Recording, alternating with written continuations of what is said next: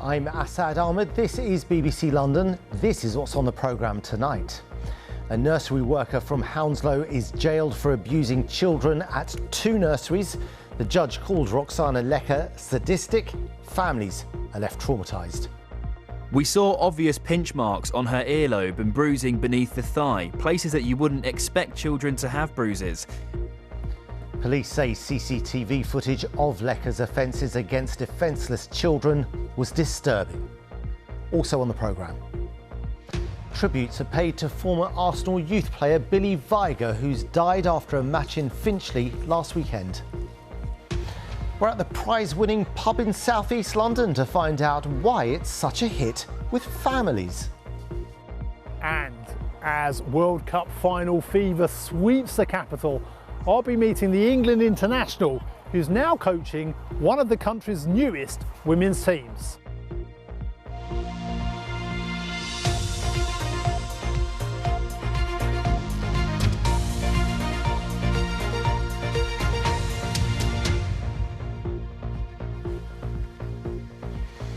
Good evening. A 22-year-old nursery worker has been sentenced to 8 years in prison for abusing babies in her care. Roxana Lecker from Hounslow admitted multiple acts of cruelty towards the children after detectives went through CCTV which showed Lecker pinching, slapping and scratching them. She also kicked a child in the face. Parents of some of the victims branded Lecker as the worst kind of human. Here's Lakshmi Gopal. You are going to be under arrest today, OK? Roxana Lecker being arrested after abusing 21 infants in her care, including kicking a little boy in the face several times and stepping on his shoulder. Have you got any empathy for any children or any of the ones you've assaulted? No comment. You've not told us about kicking that kid in the face when we showed you the CCTV last time, did you? No comment. No. She gave no acknowledgement when police showed her CCTV footage of herself pinching and scratching babies and toddlers under their clothes, on their arms, legs, stomach, smacking them in the face when no one was looking. Parents reported unusual injuries and bruising, including this father, who we're keeping anonymous so as not to identify his child. We saw obvious pinch marks on her earlobe and bruising beneath the thigh, places that you wouldn't expect children to have bruises.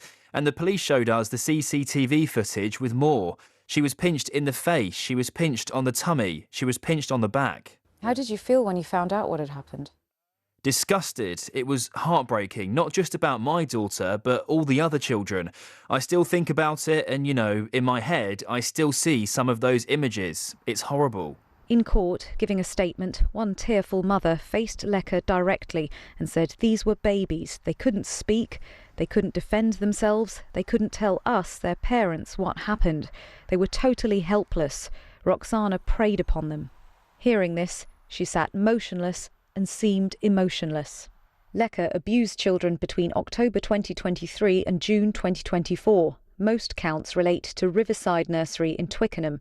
That site has shut, but the company said an Ofsted inspection has since found its safeguarding arrangements to be effective.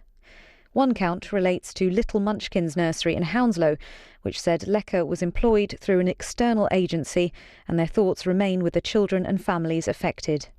We've now got to look to the future to make sure that there is support in place for the children and families who've suffered immense trauma, but also that the government takes the measures that are necessary to make sure that all our nurseries and early year settings are as safe as possible for babies right through to children who are about to start school.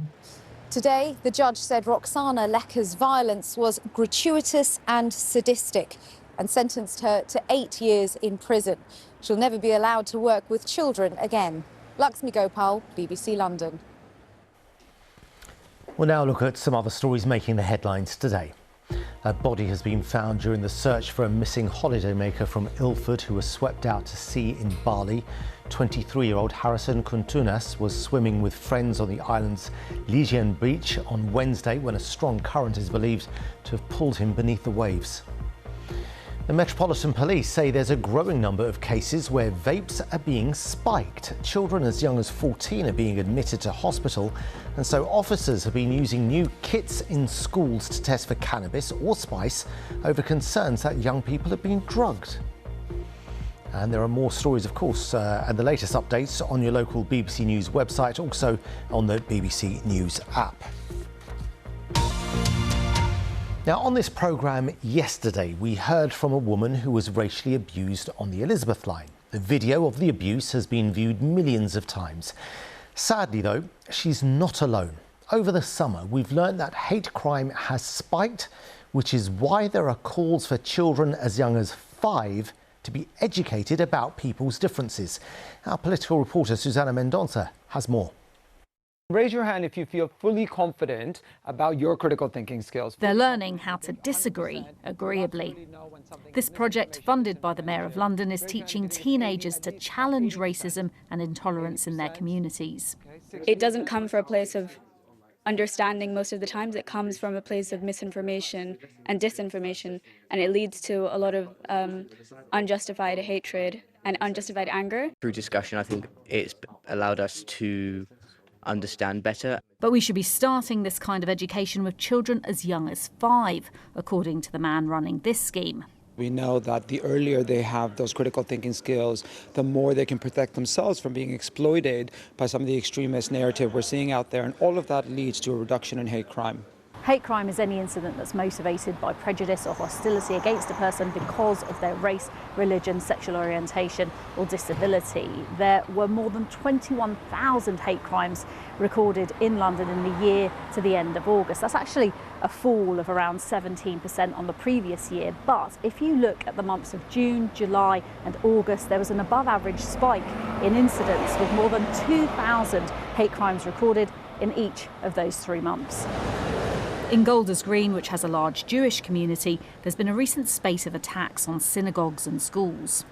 I've always felt totally at home being Jewish and being in London, never a problem, but now I find I'm looking round and I'm a bit more careful about where I go, who I might talk to. The local MP, who's also a Justice Minister, says politicians need to ramp down the rhetoric. There are too many politicians in our society who are grasping for the easy slogan, the quick win and scapegoating, and the role of government is to show leadership. We're investing in community cohesion, we're investing in education in our schools to teach people about anti-Semitism, about Islamophobia, how to recognise and tackle it.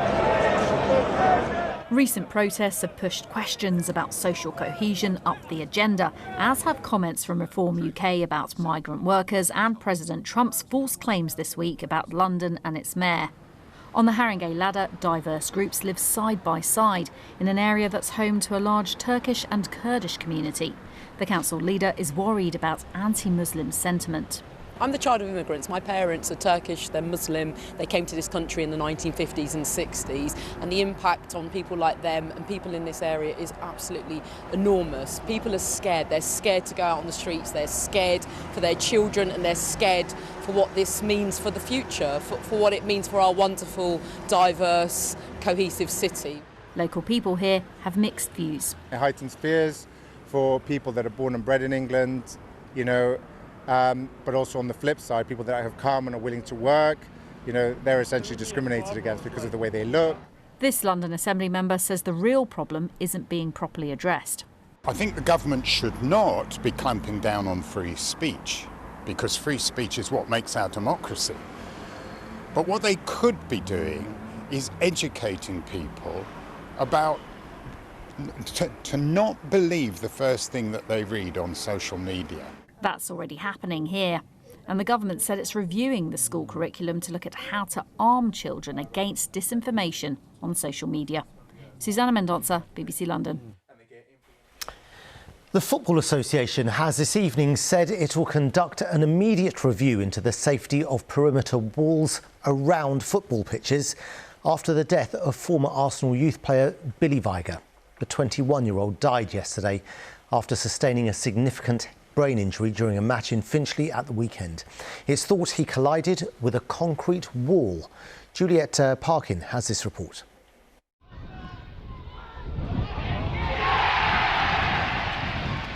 Billy Vigar doing what he did best, scoring in the game that he loved, lived and breathed.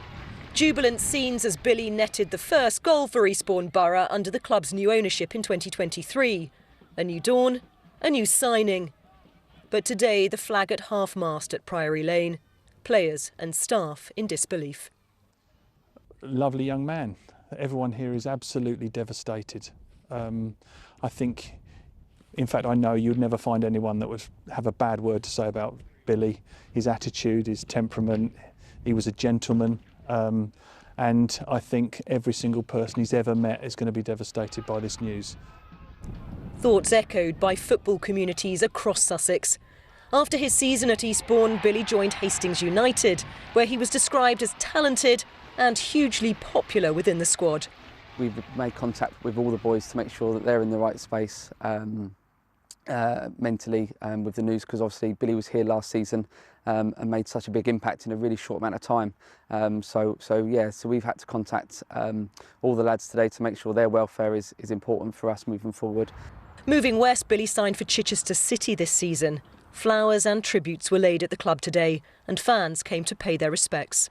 It's just so sad for a youngster of only 21 whose career has been disappeared off the face of the earth. Absolute sadness. Billy Vigar was playing for Chichester away to the North London side Wingate and Finchley when he suffered a head injury during the match last Saturday. It's believed he collided with a wall. The game was immediately stopped and Billy was airlifted to hospital. Billy passed away yesterday morning. His family said they're devastated this happened while playing a sport he loved. His death has sent shockwaves right up the football pyramid. Billy joined Arsenal's academy at the age of 14 and signed a professional contract in 2022. Today, the Premier League giants paid tribute to a player nurtured through the ranks as one of their own. Straight away thinking about the family and how difficult it is to go through something like this in a very unexpected way as well. Really sad news, and our full support with the family and our thoughts with all the loved ones. Words like gifted, respected have rung out today to remember Billy Vigar, described as someone whose warmth and character brought people together. Juliet Parkin, BBC London. Very sad loss there. Now, what's being described as a new low in cyber hacking is threatening to expose more young children from in and around London on the dark web. Well, the dark web is where the hackers calling themselves Radiant operate from, and it's widely used by criminals, drug cartels and paedophiles, among others. They've hacked into the London-based Nursery chain and are demanding money. Here's what one family affected says about the breach. It's not super clear on what the risks associated with that are. I know that our bank details, it's made clear that our bank details were not stored in the Kiddo app, which is something, but trying to think about kind of what damage can be done with the personal details, including health details of our children. Health and safeguarding details. Exactly. Yeah, it's not super clear, but it's quite worrying.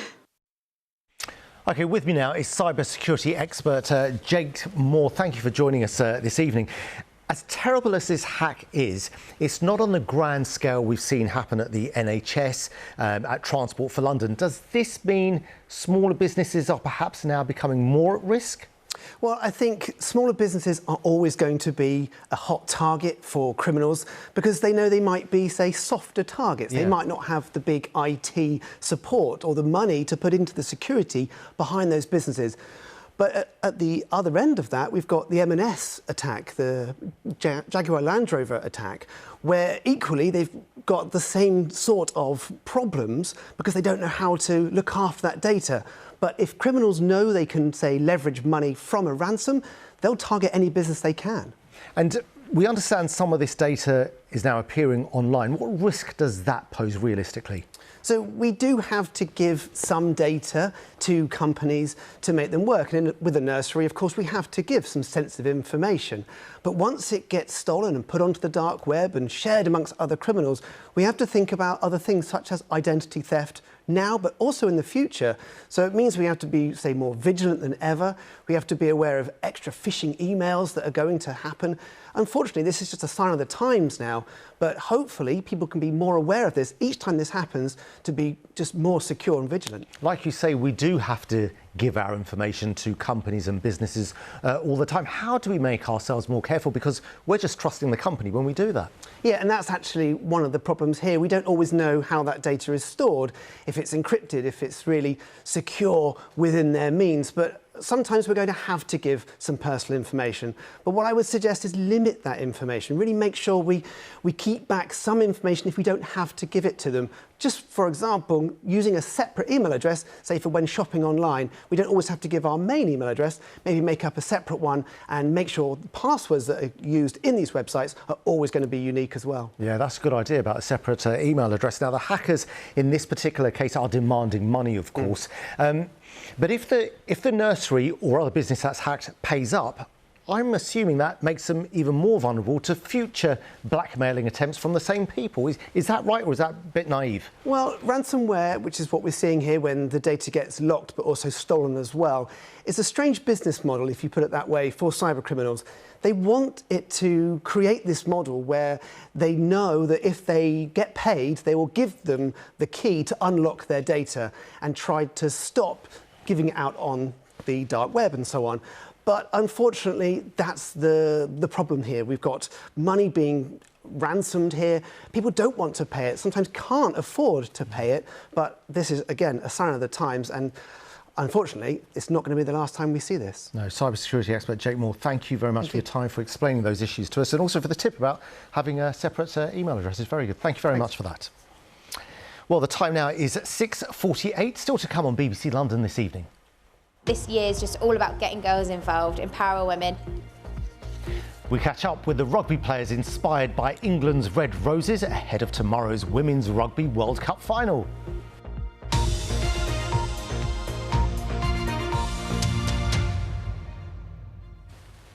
Now, a pub in southeast London has been judged to be the best pub for families in the country.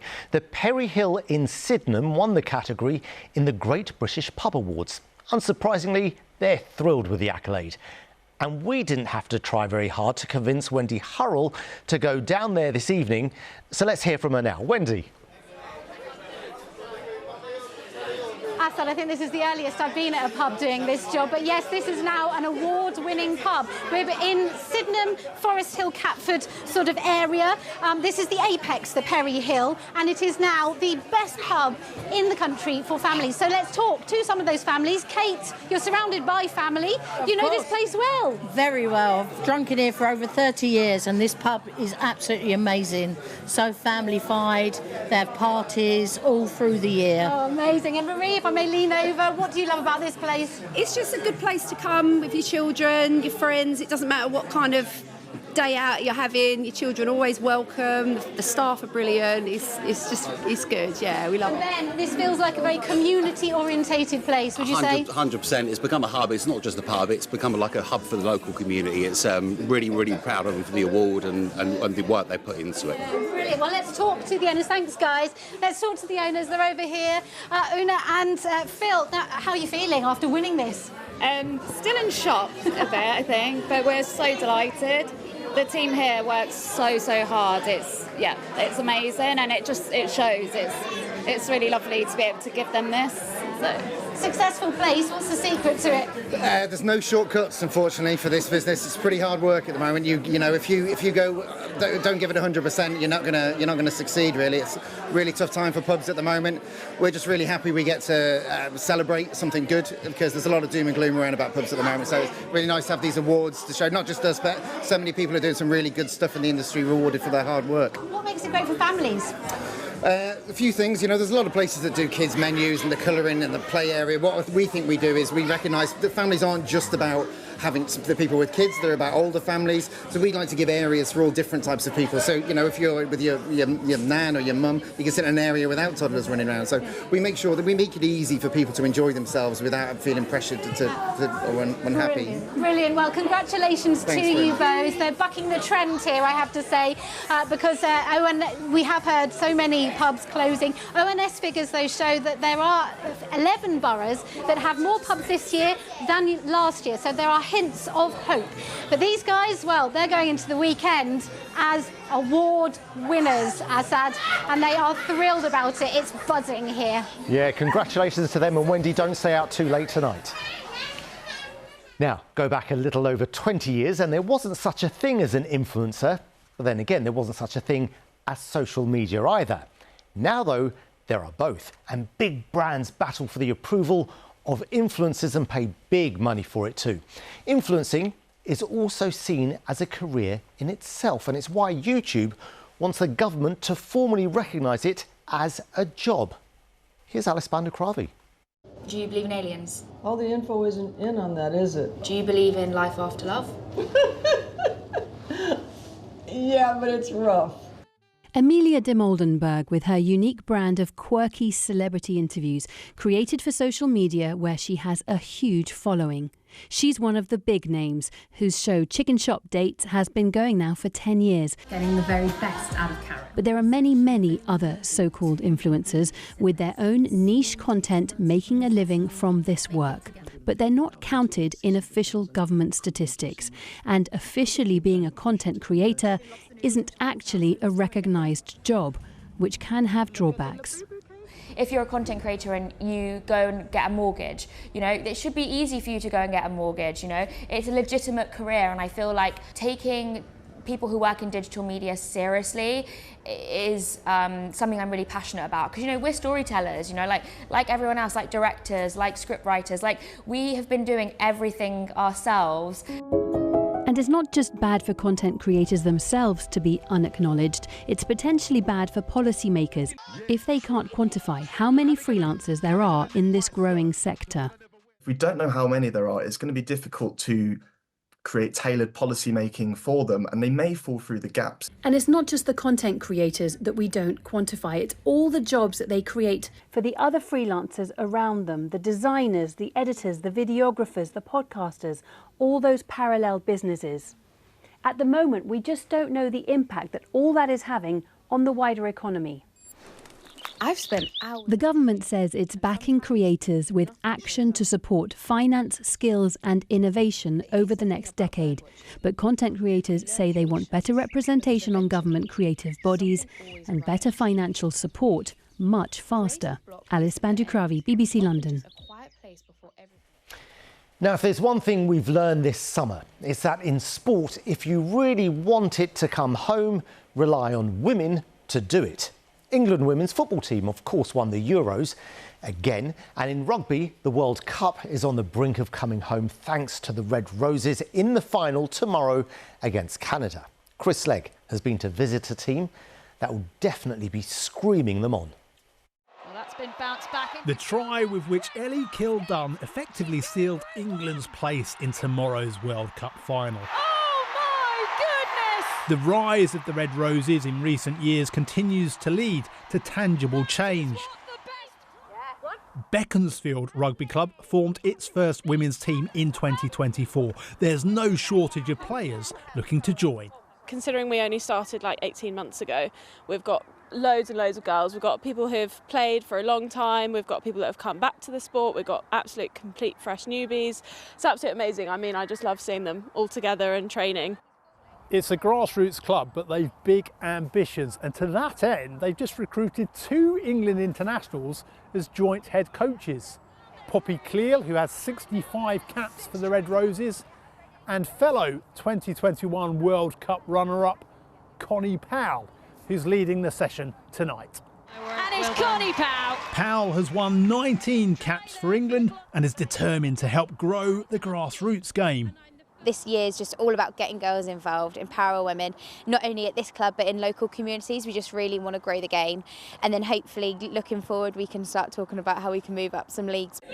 Beaconsfield has had a men's team for more than 70 years. The first women's match took place in April. A first ever taste of competitive rugby for players like Chloe. It was the scariest but best thing I think I've ever done. I was in the changing room, I went silent, I was non-verbal, I was so nervous, and the second I got out there it was, oh my, like the feeling of going out there, like running out of the changing room with your team is unmatched, is completely unmatched. Did ballet beforehand and then now doing rugby, it's like completely different. The RFU says it wants this World Cup to deliver generational change. For Beaconsfield, embracing the women's game has been transformative. I think having a more inclusive and representative group of people in the clubhouse, it's really brought the evenings to life. And, you know, they make it their own. So right now, I would say it's hugely positive. Watching the Red Roses, you only had to see how many people were down here when the World Cup started. And I'm sure this weekend it's going to be a packed clubhouse to watch them in the finals. Tomorrow, only one thing matters. Chris Slegg, BBC London.